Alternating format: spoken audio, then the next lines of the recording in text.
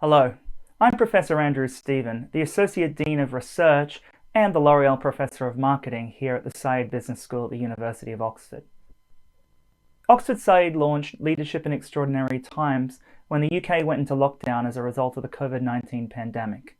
Between early April and mid-July, we did a series of broadcasts, more than 20 hours of discussions in fact, with Oxford academics as well as industry leaders, talking about how the pandemic is affecting the economy, business, us individually, and society more broadly. The series of broadcasts was designed to share knowledge and ideas that would be useful to members of our community, to leaders and individuals as they responded to the immediate crisis and then also thought about what's next. We talked to everyone from business leaders, entrepreneurs, policy advisors, and of course academics. And this video is the first of a series of shorter videos in which I'm going to attempt to distill some of the key ideas and present some of the highlights that emerged through this first part of the series. It soon became apparent during our discussions that, for business leaders at least, dealing with the immediate crisis was sort of the easier bit. The bigger challenge, I think we all felt and continue to feel, is going to come in the recovery period as we attempt to shape the post-pandemic future and talk about things like build back better. So most of our contributors reflected a widespread desire to use the pandemic really as an opportunity to reset what we do in business, what we do in the broader economy, and even more widely than that, society. The COVID crisis is one of these crux moments. We have discovered that our systems are not resilient. We've collapsed in front of adversity. And a system that is not able to weather adverse events is not a system fit for purpose. And so I think it's going to become easier to explain the weakness of our system now than it was only 3 months ago. You cannot go on just in short-term profit maximization if you want to run these large, incredibly impactful companies on the planet. But there again, I feel reasonably hopeful that there are new ideas coming forward. There is a realization among the younger generation that just making money is not going to be enough. We need to be sure that the steps we now take to come out of this crisis actually creates a better future than where we came from. It's important that we think about the future and not create problems that might be bigger than we have today. So addressing climate change, the Paris agreements, trying to put plans in place that are in line with the Sustainable Development Goals would obviously be preferred. Right now, I have to say that's a mixed picture. It seems to be let's stimulate growth at any expense, and that is just not the best solution that we should be going for. So as Paul Polman suggested there, COVID-19 and its aftermath really form a crisis of multiple competing priorities. It's not just a matter of trying to protect public health, although that's clearly the primary concern throughout the pandemic, but it's trying to preserve the economy and the institutions of society. So as we look to the future, I think we have on the one hand the need to stimulate growth, any growth, hopefully responsible growth in the short term. But on the other, we sort of have this desire for the sort of sustainable long-term growth for people and planet that both Andre Hoffman and Paul Polman talked about. So, how do leaders navigate this challenge? Even though in times of crisis, it's very tempting to have the one sure, certain course of action, and we certainly need a long-term sense of where we're going. We certainly need some certainty and some decisiveness. What we find is that, in fact, especially in times of crisis and uncertainty, circumstances change, the resources shift, the context evolves. And so it's actually quite important to be able to revisit and rethink courses of action and lines of decision making. The idea here is that in any moment, one is making a decision, moving forward, taking action, but being open to revisiting and shifting as the situation changes.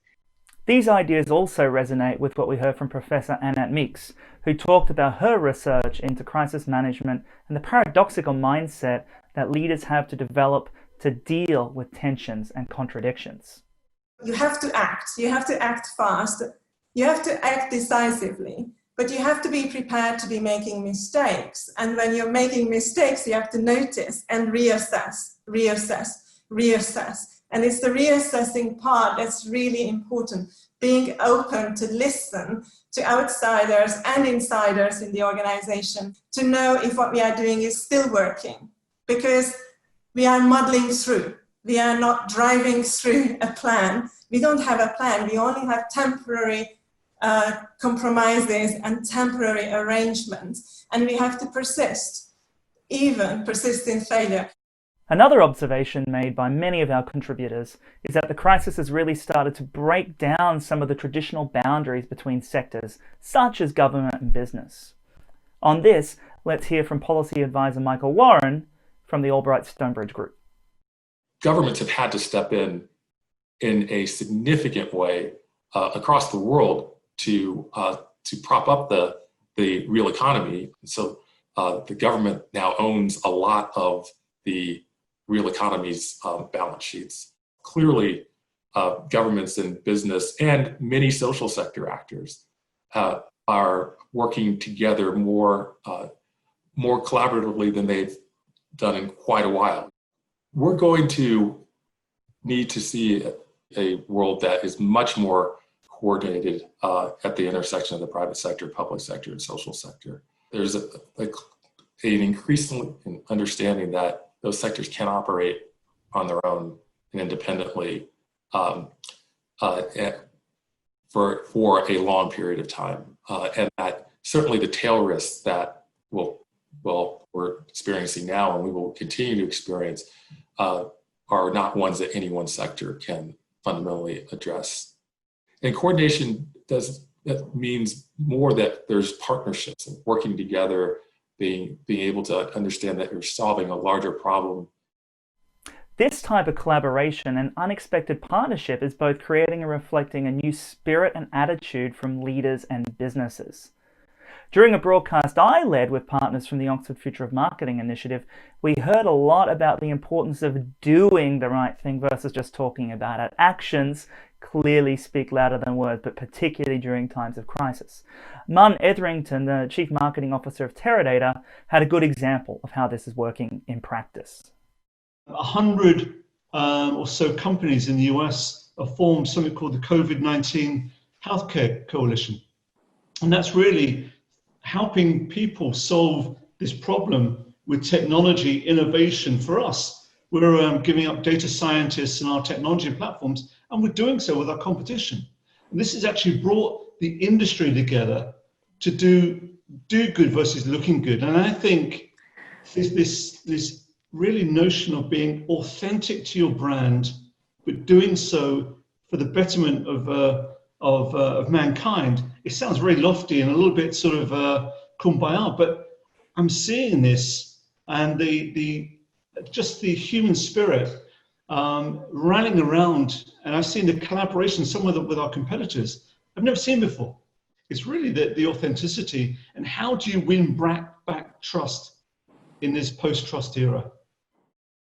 So to wrap it up, in this first of our summary videos from the Leadership in Extraordinary Times broadcasts, we've heard again and again and again from business leaders to policy experts and of course our very own Oxford Saïd academics that there are really three key principles or takeaways for leaders in all kinds of sectors from what we've been experiencing over the last few months throughout the pandemic.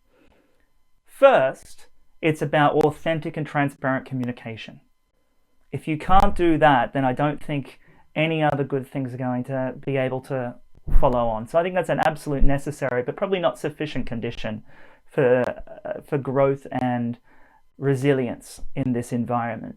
The second one is about creating space for solutions to emerge.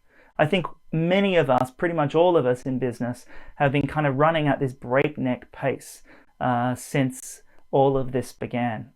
And that's fine because crisis mode demands certain things of us. But we need to be mindful of the fact that we still need space for innovation and innovative solutions to the emergent problems. So making space for that and making sure that we're not just putting out fires day to day, but thinking ahead is also absolutely critical, as difficult as that may have been over the last few months and may still be right now in your organization. And third, and I think we've heard this a lot, is that we need to be mindful of and remember that we need to embed purpose, social environmental factors into everyday operations. We can't stop the momentum of more responsible business, more sustainable business just because of the pandemic. As we heard from people like Paul Polman, this is an opportunity to sort of reset things and change your operations to make them more sustainable, more responsible, more socially beneficial. And if we can do that whilst also rising out of the challenges that we've had over the last few months, then I think we can truly build back better out of this pandemic.